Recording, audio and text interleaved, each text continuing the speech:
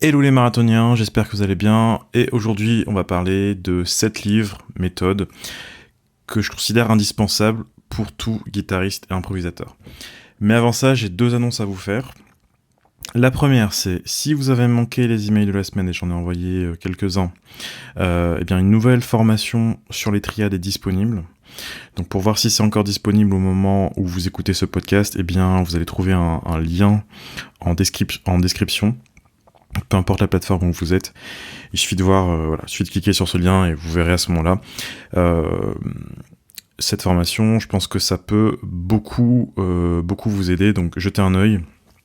Et la deuxième chose, c'est si vous êtes élève des formations, alors vous savez déjà ça, mais je suis en train de monter un groupe sur WhatsApp dans lequel on va échanger. Et le but, c'est un peu de s'échanger des audios en fait. Parce que par exemple, ce que vous pouvez faire, c'est m'envoyer une impro que vous faites. Je peux vous la commenter, je peux vous renvoyer un audio, etc. Donc on peut se faire des échanges de fichiers comme ça. Donc si ça vous intéresse, vous pouvez m'envoyer un email à contact@maîtriser-la-guitare.com avec le sujet groupe. Et donc à ce moment-là, je vous donnerai les indications pour rejoindre ce groupe. Précision importante, ce n'est pas un groupe de discussion, donc c'est pas du chat en permanence avec tous les membres du groupe. Moi je vais vous envoyer du contenu, donc ça peut être un audio, ça peut être je vous partage quelque chose que je suis en train de travailler ou des choses comme ça. Et vous ensuite vous pouvez me répondre si vous le souhaitez en direct, en privé.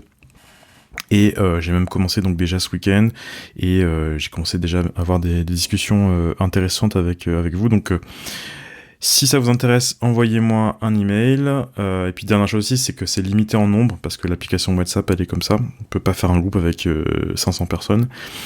Donc, alors c'est pas un groupe, c'est une liste de diffusion, mais on peut pas en faire.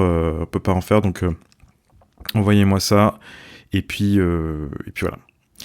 Donc on va parler de livres aujourd'hui. Et alors je sais que c'est un sujet un peu polémique, parce que les gens disent voilà, les livres, les méthodes, ça sert un peu à rien. Et moi j'ai envie de vous dire, 100% des guitaristes avec qui j'ai pris des cours, hein, donc il y a des guitaristes qui sont vraiment de classe mondiale, que ça soit Lagerlund, que ça soit Romain Pilon, que ça soit Misha Fitzgerald-Michel, que ça soit tous ces gens-là. Tous ces guitaristes-là ont des livres chez eux et ils en ont souvent beaucoup. Donc, s'ils en ont, je pense quand même qu'ils ont dû jeter un œil dedans, mais surtout, ce qu'il faut comprendre, c'est que c'est pas tellement les livres que vous en avez ou vous en avez pas, c'est ce que vous en faites, bien évidemment. Et moi, pour pallier cette remarque, je vais vous donner un conseil qu'un prof de conservatoire m'a donné.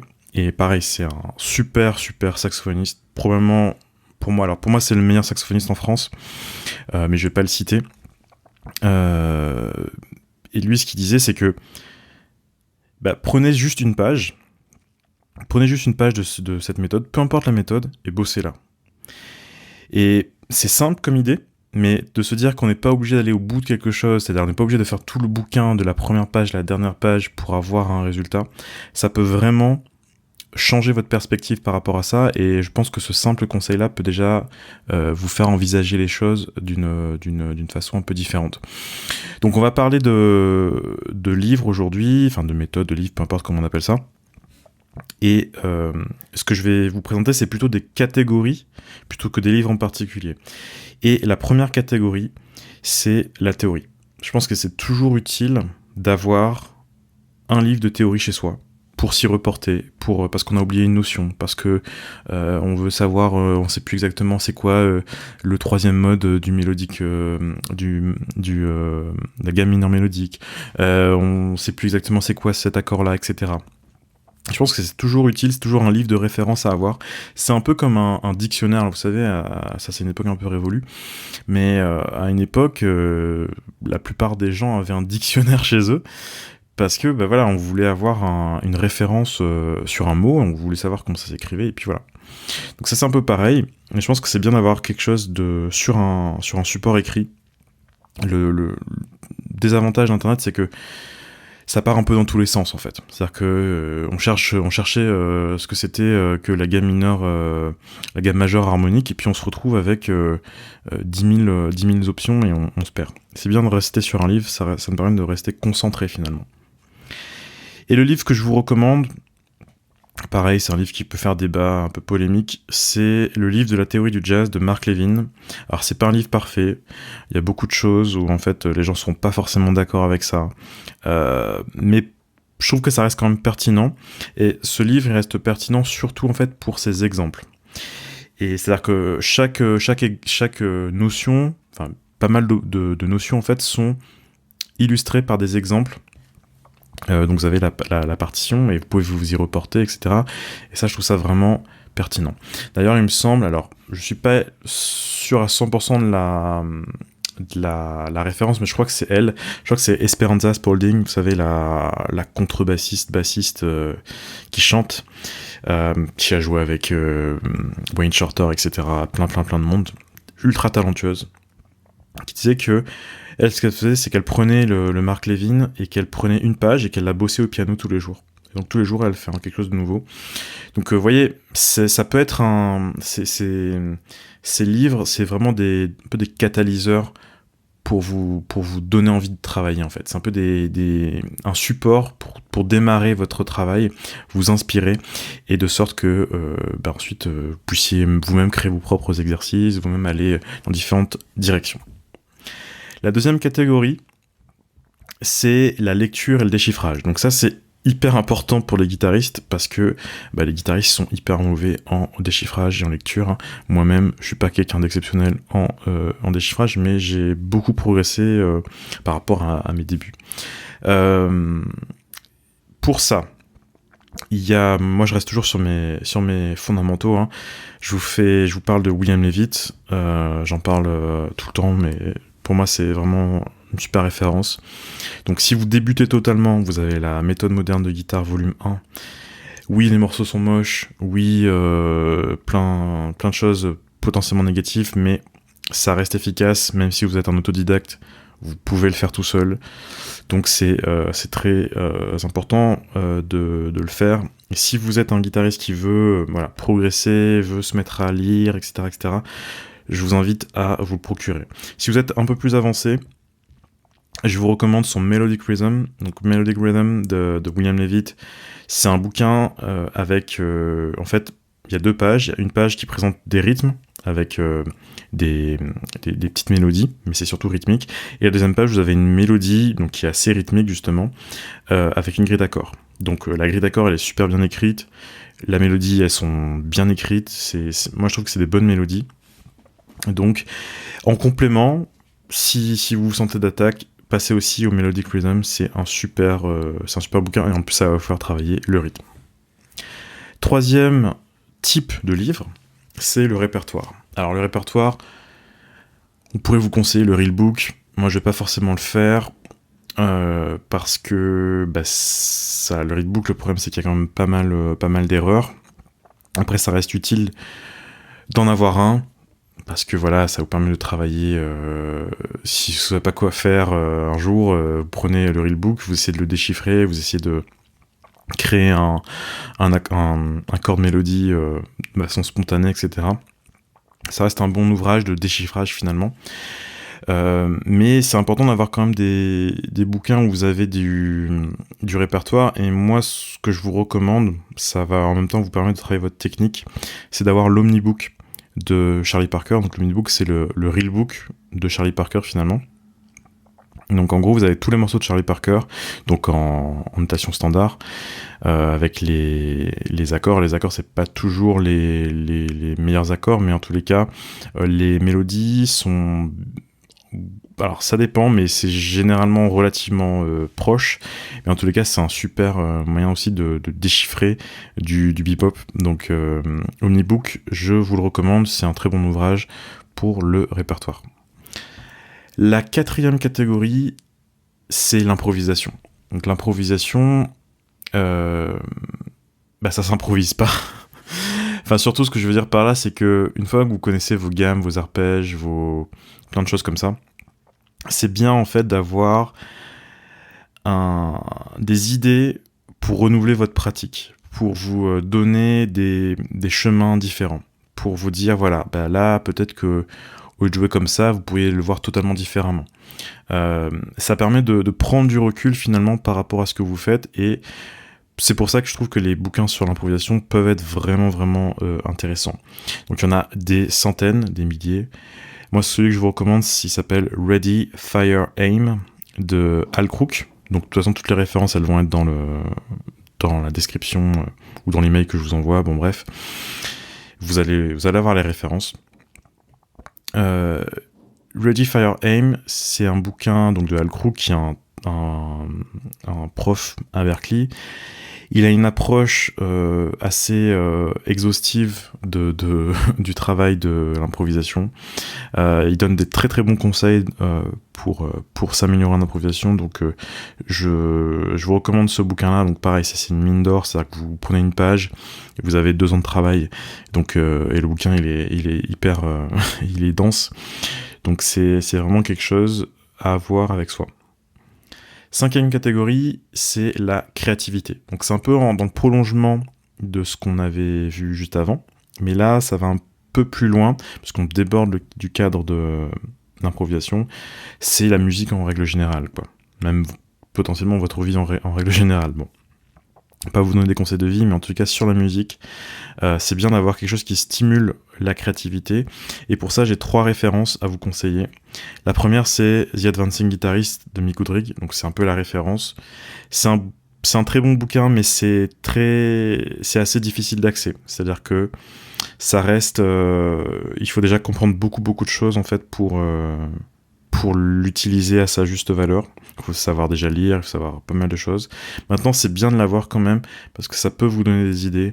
Ça reste un beau challenge. C'est un bouquin qui a ouvert beaucoup de voies aussi en musique, donc c'est un peu une référence. 2e livre, qui est malheureusement assez difficile à avoir, mais si vous pouvez l'avoir, ou s'il y a une réédition plus tard, bref, je vous conseille vraiment. C'est un bouquin qui s'appelle The Jazz Musician's Guide to Creative Practicing. Donc The Jazz Musician's Guide to Creative Practicing. Donc le guide du musicien de jazz pour la pratique créative. Donc c'est un bouquin de David Berkman, qui est un excellent pianiste. Et c'est un bouquin, voilà, qui est génialissime, qui est vraiment exceptionnel. C'est-à-dire que ça va vous donner une mine de conseils. Donc c'est un bouquin qui parle de tous les sujets en fait. Ça parle de la connaissance ça parle déjà un peu de théorie, ça parle de travailler les standards, ça parle de comment improviser en odd times, en mesure impaire, comment travailler. Il y a aussi tout un chapitre sur giant steps. Il y a aussi un chapitre sur le rythme. Donc c'est vraiment une mine d'or. Donc je vous recommande à 100% ce livre. Et enfin, le dernier livre, c'est un bouquin de John Damian, qui est aussi un prof à Berkeley, qui était, je crois que c'était le prof alors c'était le prof d'un prof que j'ai eu, d'un prof qui était hyper important pour moi, mais c'est aussi un prof il a été prof de Wayne Krantz, il me semble, et de plein d'autres, peut-être même Kurt Rosenwinkel. Donc il a sorti un bouquin qui s'appelle The Guitarist Guide to Composing and Improvising, donc le guide du guitariste pour la composition et l'improvisation. Donc c'est un bouquin un peu dans la même veine que The Advancing Guitarist, un peu plus moderne dans l'approche, on va dire, puisqu'il est beaucoup plus récent aussi. C'est un bouquin un peu mystérieux. Il y a beaucoup de choses aussi à l'intérieur. C'est pareil, c'est quelque chose pour stimuler votre créativité, pour vous donner des pistes. Une page peut vraiment vous faire réfléchir pendant des semaines, vous donner des idées pour travailler, etc. Donc c'est vraiment intéressant. 6e catégorie, c'est sur le rythme. Donc le rythme, c'est toujours bien d'avoir une référence en livre pour le travailler. Donc ça peut être juste des bouquins où vous avez des suites de rythmes. Il y a notamment un bouquin qui s'appelle Modern Reading in 4/4, donc lecture moderne en 4/4. Ça vous donne juste des rythmes, donc c'est bien de les avoir. Sinon en français, il y a le livre de Goyon qui s'appelle Rythme au pluriel, le rythme dans son essence et ses applications, qui est pareil, une sorte de mine d'informations sur le rythme. Donc c'est aussi une belle référence à avoir avec soi. Et enfin, la dernière des catégories, c'est sur les accords. Donc c'est bien d'avoir aussi un bouquin avec une référence sur les accords, parce que voilà, les accords, il y en a des milliards. Il y a des millions de possibilités, enfin, je sais pas s'il y a des milliards, mais en tout cas il y en a beaucoup, une infinité. Et c'est bien d'avoir une référence qu'on peut réutiliser. Et moi je vous recommande, alors il y en a plusieurs, il y a aussi un livre de John Damian qui s'appelle Chord Factory, qui est pas mal, ce qui est bien dans Chord Factory, c'est que c'est relativement... C'est pas... Enfin, je veux dire, on peut lire... Enfin, moi, je l'ai lu en entier, parce que ça se lit un peu comme plus ou moins comme un roman. Enfin, pas comme un roman, mais on peut le lire en entier, et on peut en voir un peu on peut voir où ça va, en fait, tout simplement. C'est-à-dire que ça reste... On peut le travailler, en gros. Parce qu'il y a des livres qui sont tellement infinis qu'on ne sait pas par où commencer. Donc celui-là, il est bien. Sinon, il y a aussi Mick Goodrigg, il y a plusieurs bouquins, notamment déjà dans The Advancing Guitarist, il y a pas mal de choses sur les accords, mais il y a aussi d'autres bouquins qui sont un peu plus difficiles à trouver. Donc ça, c'est si vous êtes vraiment avancé, cherchez du côté de Mick Goodrigg pour les accords. Et sinon, il y a un pédagogue qui s'appelle Brett Wilmot. Il a plusieurs bouquins, mais celui que je vous recommande, parce qu'il y a des exemples concrets de ce qu'il fait, c'est un bouquin qui s'appelle Complete Book of Harmonic Extensions for Guitar. Donc c'est le livre complet des extensions harmoniques pour la guitare. Donc c'est un nom un peu bizarre, un peu barbare. Mais quand vous comprenez ce qu'il veut dire par extension harmonique, ça fait sens. Donc soit John Damian, un peu plus avancé Mick Goodrigg, et enfin Brett Wilmot, c'est un peu entre les deux. Voilà, c'était mon tour d'horizon des différents livres et méthodes que je considère indispensables pour tous les guitaristes. Si vous avez des idées, des références, n'hésitez pas à le mettre en description, en commentaire. Et puis moi je vous retrouve pour un prochain podcast, prochaine vidéo très vite. Et aussi, ce que je pensais faire un jour, alors pas tout de suite parce qu'il faut quand même un peu d'organisation, c'est que je vais vous montrer concrètement comment utiliser une méthode en direct. C'est-à-dire que par exemple, je peux dire ce mois-ci, je vais bosser The Advancing Guitarist et je vous montre comment je le ferai. C'est-à-dire que par exemple, je vous prends un exemple je vous présente un peu le bouquin. Je vous présente par exemple la section que je vais travailler, et à la fin par exemple je peux vous montrer un exercice que j'ai créé avec ça, ou un morceau que j'ai créé, ou par exemple une application sur un standard, des choses comme ça. Donc ça demande un peu d'organisation, j'ai ça en tête depuis quelques temps, et je le ferai dès que j'ai plus de temps.